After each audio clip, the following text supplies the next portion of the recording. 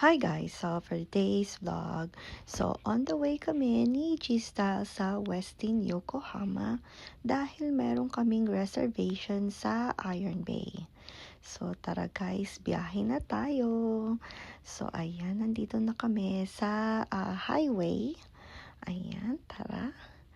And then, ayan, malapit na tayo. Natuntun na natin yung Yokohama. And then, ayan, tingnan nyo naman. So, lagi kaming nandito sa Yokohama at napakaganda ditong mag-drive-drive or maglakad-lakad. So, kung napansin niyo sa mga iba kong vlog, ayan, lagi kaming nandito. Ayan, kakanan na tayo, papuntang parking ng Westin Yokohama.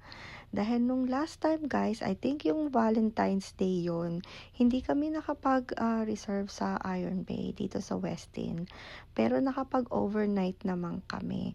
Dahil nga dito talaga sa Japan, kailangan mong magpa-reserve ng seat sa restaurant dahil pag hindi nyo ginawa yun guys, lalo na pag yung tipong mga Valentine's Day, ayan, or holidays, talagang walang chance or mahirap ang chance na meron kayong seat.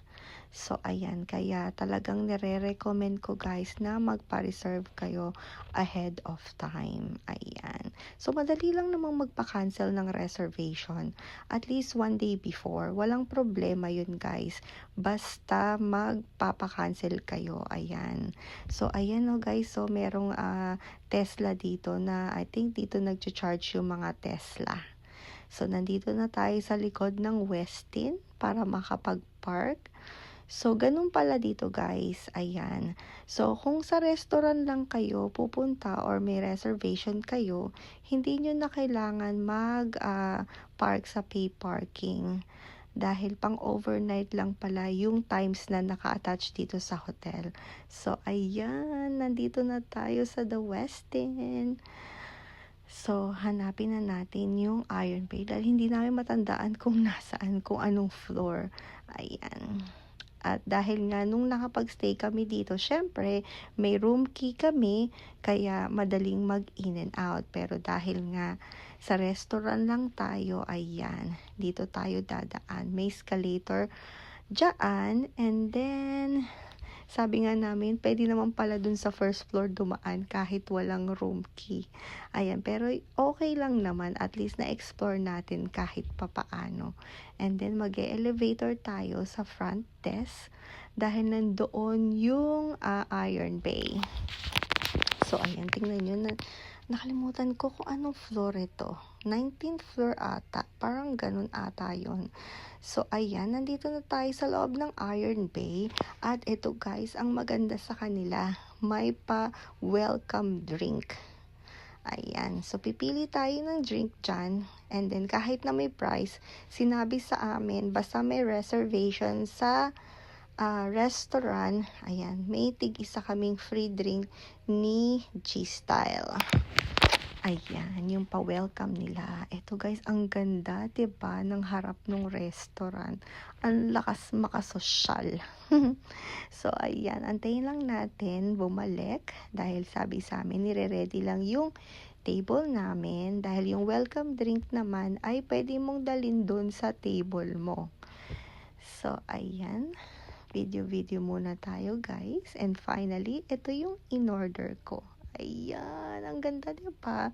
Parang ayaw mo na lang inumin. At ito yung kay G-Style. Napakalakas niyan guys. Nung tinikmang ko.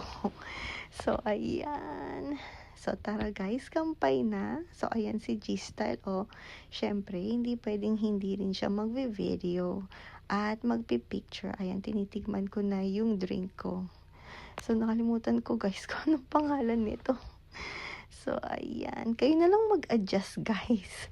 Pero, ayan. Eto na, finally. Nandito na tayo sa ating table. Pero, yun nga. Maganda rin naman yung spot namin. Pero, mas gusto namin dun mismo sa window. Pero, sabi sa amin, dito kami nilagay. So, ayan. Ang kanilang menu. So, kung curious kayo guys, ayan, pakita ko lang sa inyo real quick. Ayan. So, parang may mga sets din sila dito. Lalo na yung drinks. At ayan, tingnan nyo guys, oh. Akala ko kung ano to, na toy, na balloon. Pwede pala tong inumin. Parang minty siya. Ayan, pakita ko sa inyo hanggang sa mag-pop yung pinaka-bubble niya. Ayan, nag-pop na yung isa. At akala ko din guys, sake to. Kasi nga, diba, ganyan yung mga lalagyan ng sake. And then, finally, dumating na itong aming soup ata to guys. So, nagulat kami ni G-Style kasi ang lalaki nung mga bowl nila, yung plate nila, tapos ang liit ng serving. So, ayan, tingnan nyo guys, sabi nga namin ni G-Style, mapupusok ba kami dito? Pero, in fairness guys, ang sarap. Ayan, kaya tumatawa kami ni G-Style kasi nga, ang onte. Ayan, tingnan nyo. Pero masarap siya guys ha. In fairness talaga, masarap siya. So, ayan. So, nakalimutan ko kung anong parang set yung in-order ni G-Style dito. Pero worth it siya guys. Ayan, dumating naman itong parang I think shrimp ata to.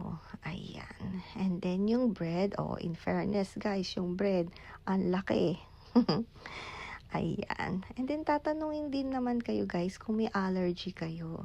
Pero wala naman kami ni G-Style na allergy. So, pwede namin lahat kainin. Ayan. I mean, yung mga nasa dish nila. Ayan. Or nasa menu nila. Ayan. Pwede namin lahat kainin. So, wala namang problem. Pero, yun nga, tatanungin naman kayo guys. And then, at least, masabi ninyo kung may allergy kayo. Para mabago nila siguro yung menu. Eto guys, ang sarap nung bread.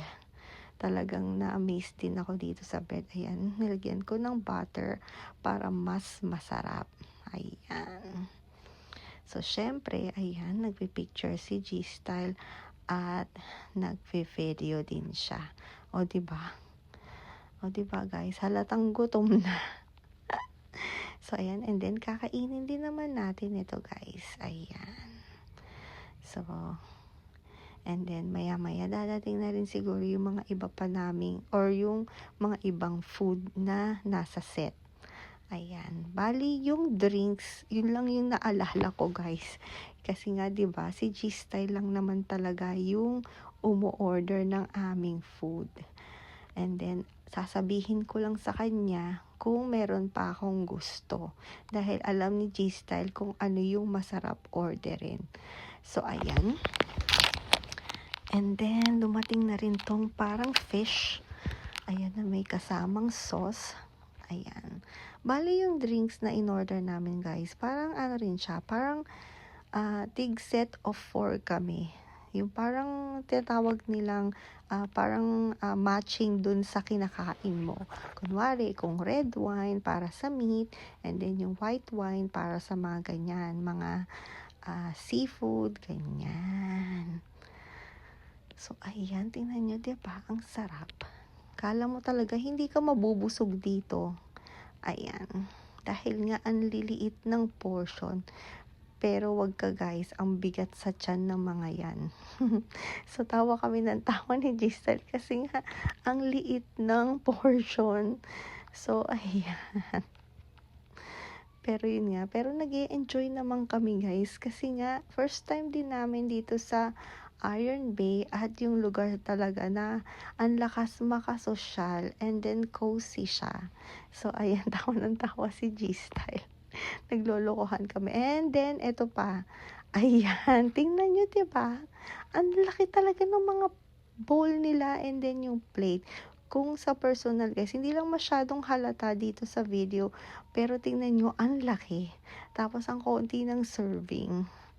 Ayan. O, diba? May soup kami. Ang sarap. Pero talaga guys, talagang in fairness, ang sarap talaga. Ayan. And then, ayun si G-Style, meron pa siyang natirang bread. Sinausaw niya dun sa soup. Ayan.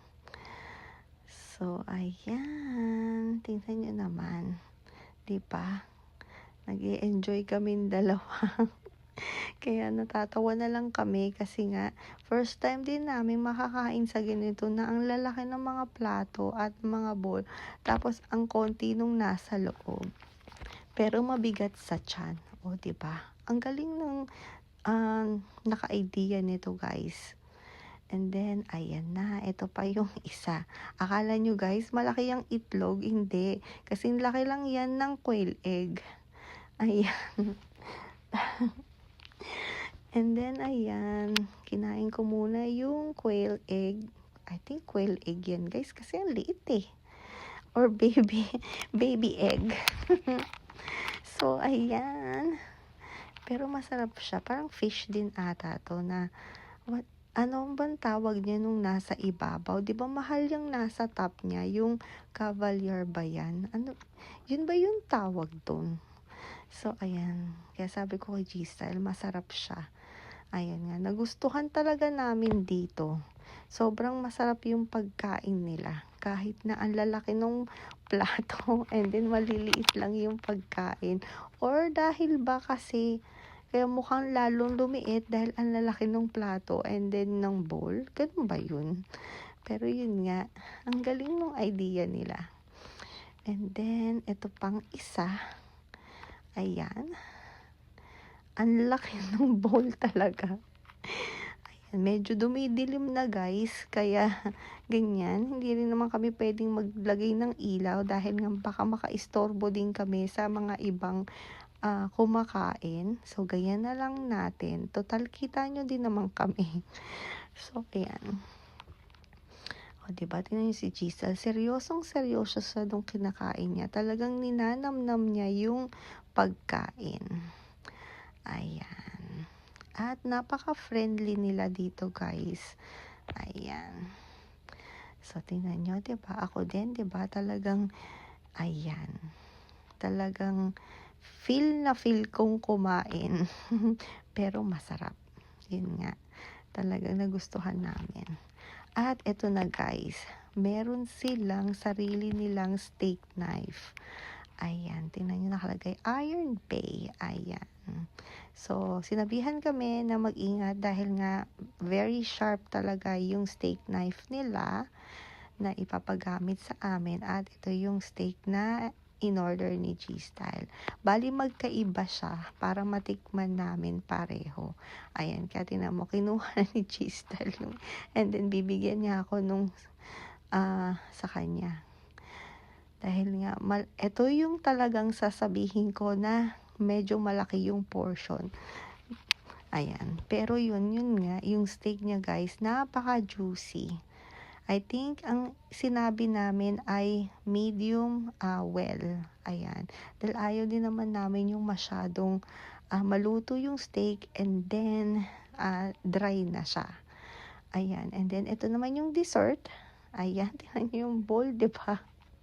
Saka nakakita guys ng dessert na sa bowl. Diba? Pero ang sarap. Ayan.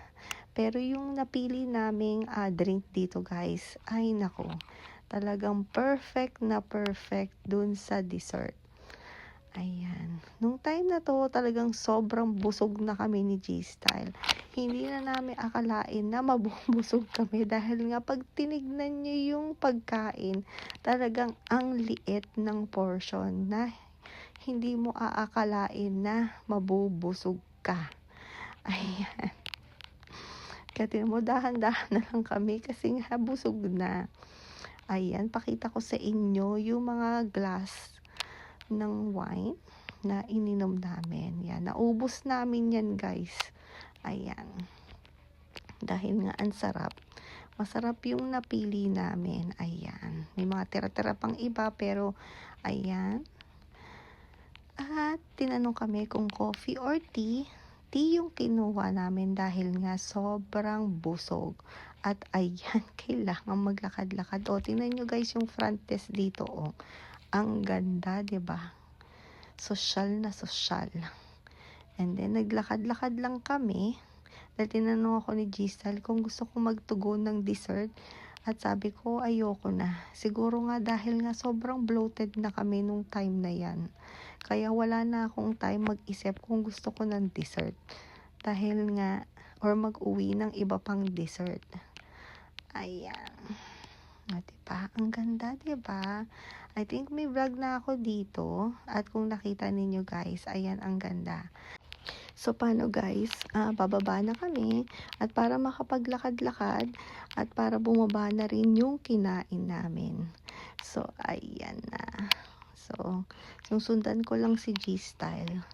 So, ayan na guys. Lakad muna kami bago umuwi. Thank you guys for watching. See you guys next time. Ingat kayo. Bye guys!